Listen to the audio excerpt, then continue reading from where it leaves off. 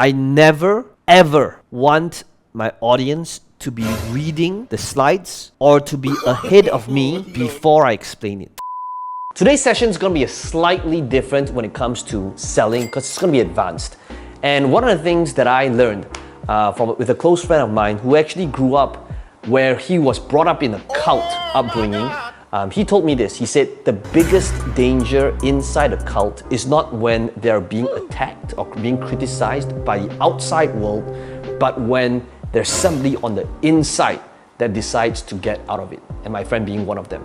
And he told me that when it comes to trying to get out, it was impossible. That it would be where you'll be an outcast amongst your friends, amongst society, or within that group.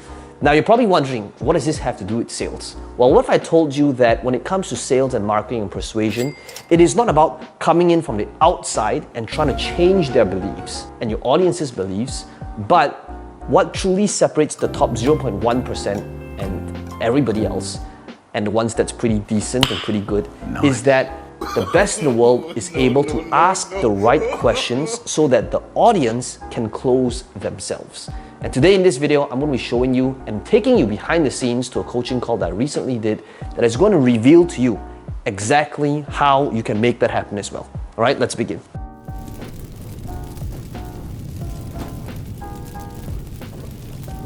A stock photo is kind of like, you know how it's like, right? It's like the person that's standing on a mountain in a suit, right? Like going like this, right?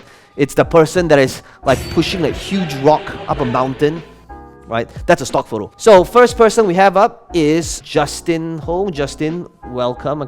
I see that you're here now. For those of you that could be unfamiliar with what it is that you do, quick rundown on who you serve and the results you help your audience generate. Welcome. I used to work in the finance industry, in the investment banking and investment fund industry. I've now kind of quit my job and I now teach people how to use Forex to build a consistent income for themselves using one of my strategies by using only 15 minutes a day. That's awesome. So what do you feel that you like to get out of today's session? On the hot seat, I want to be able to cover a few hot seats today, but what do you feel that you want to be able to cover from today's session that you feel will help you move forward?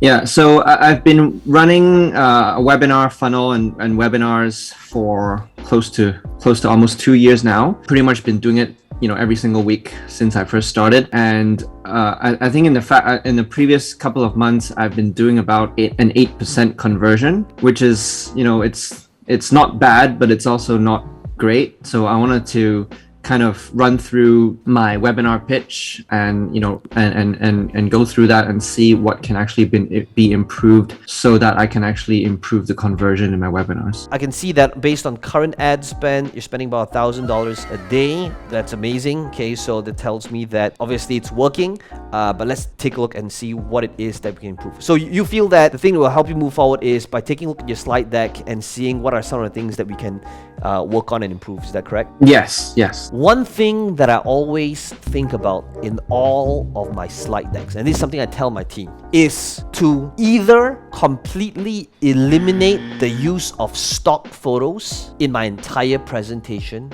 and to make it personal. Okay, that's number one when it comes to making a presentation interesting and unique so that it doesn't feel like another cold presentation. Now, why? And if you take a look at my slide deck, you'll notice that it's either designed in a way where there's pretty much every image. When I say every image, probably 98%, right, of images where they're not a stock photo. Now, what is a stock photo? So just to be clear, okay, so what is a stock photo? A stock photo is kind of like the person that's standing on a mountain in a suit, right, like going like this. It's the person that is like pushing a huge rock up a mountain, right? That's a stock photo. Now, why is it that I don't like utilizing stock photos in my presentations? It is because it makes it feel cold. It makes it feel impersonal. Now, this feedback here that I'm giving Justin is not for all of you. Because for those of you that's starting out, doing that is not going to move the needle, right? Doing that, you might as well take to me, it's always effort versus reward. The effort that you're gonna put in is very high, and the reward will move the needle a little bit, but not as much as you practicing the pitch and getting the framework and the flow right first. Okay, so for those of you starting out, and if you're listening to this feedback over here and you're going, oh man, my 300 slide deck, I need to overhaul the entire thing, No, you don't, right? This is a good starting point. Now, obviously, this was worked for Justin for a very long time, very, very successfully. But this is that next thing, right? Sometimes it's just these little things. The problem I have with this is I never want anybody to open a new tab to go anywhere else unless it's to my checkout page. So I want to be able to minimize distractions, and I'm telling my audience to close other tabs rather than opening new ones. What we're really doing here is we are encouraging behavior of leaving the webinar, opening a new tab, and because of that, their attention and retention has decreased as a result of us asking them to open a new link. And then now it's like maybe a team member is dropping a link in there, or maybe they're not that good with computers. They're opening a new link, a new tab, and they're typing in bit.ly, and then maybe they got the spelling wrong, and now they're confused. This is basically me saying, how I went through traditional education, going through getting a job, climbing the corporate ladder, and eventually I was, in this job where I'm working 15 hours a day, and it meant that I didn't have time for my friends, my family. I didn't have time to do the things that I like, and my health was also deteriorating because I just didn't have time to sleep. So at one point I had to actually go to the hospital because my health was so bad. And then at that point I wondered to myself, which brings to the next slide, like, is that all there is to life, right? Is this the only way I'm gonna live my life for the next 50 years? So it's kind of capturing a pain point and probably relating to what a lot of people are going through as well. Right now, sometimes you may not, all of you may not have pictures of that exact moment, but that's fine. It just needs to be something that represents that at that moment in time, right? And if you have that exact moment, perfect. But if not, you just need something that happened that year, that period, that location. So it needs to be real. It needs that's when it pulls people and their attention to that story. And the next thing is if you can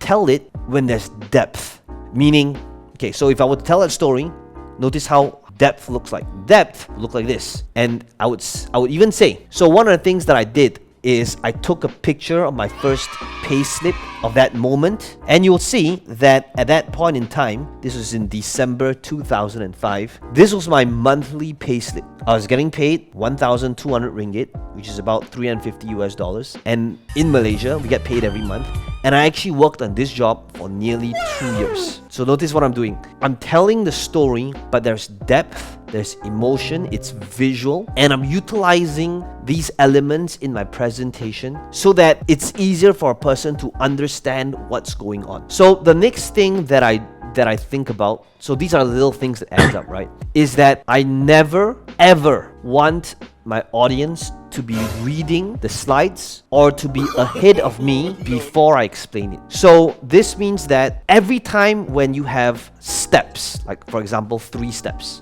every time you have bullet points, every time you're explaining something and there are words in there, I never want my audience, just remember this, okay, to be ahead of you. So this means when you're explaining this, here's what your audience's mind automatically does. This should ideally be it should be a slide that's just maybe blue, green, yellow, and that's maybe just labeled 1, 2, 3, but they have no idea what 1, 2, and 3 is. So their mind is going, I wonder what 1, 2, and 3 is. Then on click, it would be, the first thing you need to know is what drives the market. You see, when it comes to the market, markets are determined by market forces, right? The supply and demand, yada, yada. And then as you're explaining that, in their mind, what are they thinking? They're thinking, wow, I wonder what number 2 and 3 is. So now there's a compelling reason to really listen to you and to continue staying, because in their mind, there's please write down, it's an open loop where they're supposed to be as you're explaining it, right? I could be talking about the booking and appointments builder, but maybe they are reading,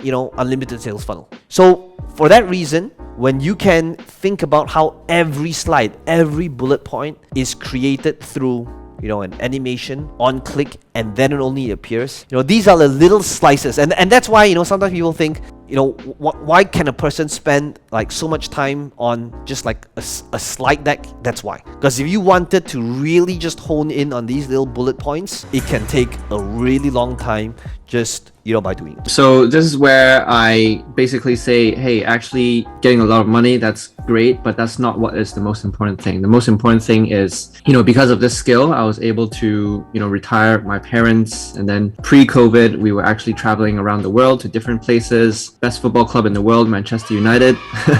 And because of Forex, I was able to have the time freedom and the flexibility to work anywhere and to have really precious moments with my family. So I just wanted to show them basically, the struggle beforehand, and then this is what you're actually looking for, not just the numbers and the income.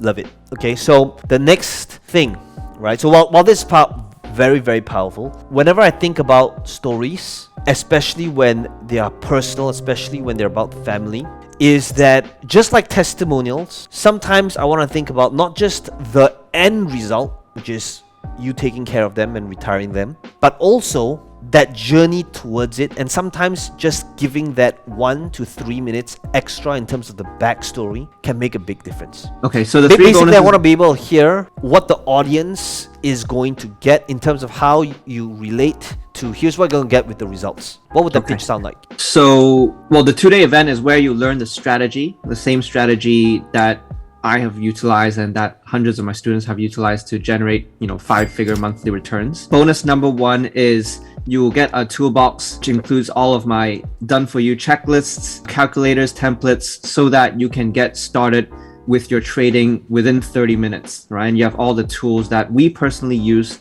to help you achieve that. Bonus number 2 is where you will get access... So let's pause 1 second, okay? Because a very, very powerful piece, okay, so this is like the value marinade, right? A very, very powerful piece about this, as you are saying this, is then to now link it back to all of the things that you taught earlier. This is when you want to be able to bring back up and remind them on what that thing is, so that now they remember, right? So here's what it needs to be doing, right? So the bonus number 1, the first thing you're gonna get is our entire toolbox and how we forecast market trends. Remember Billy? How many of you here would like to be able to have access to the same market trends that somebody that Billy utilized in order for him to get X percentage returns in just under a year? Awesome.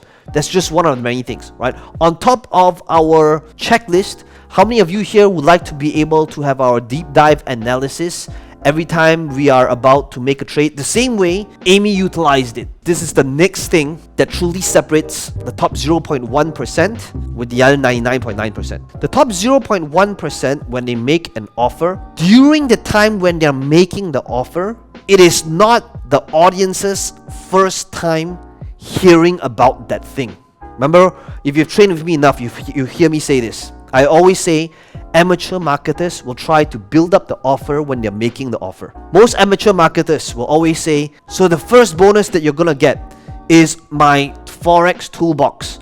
What is the Forex toolbox? Basically, the Forex toolbox is our checklist, our processes, our SOPs, right? This is something that's worth $10,000. Here's what your audience is thinking. Your audience is thinking, well, of course you're telling me it's worth $10,000 because you're trying to sell me the value of this checklist and this toolbox, right? That's how amateurs do it. People's really good at what they do, right? They won't say, you're gonna get my toolbox.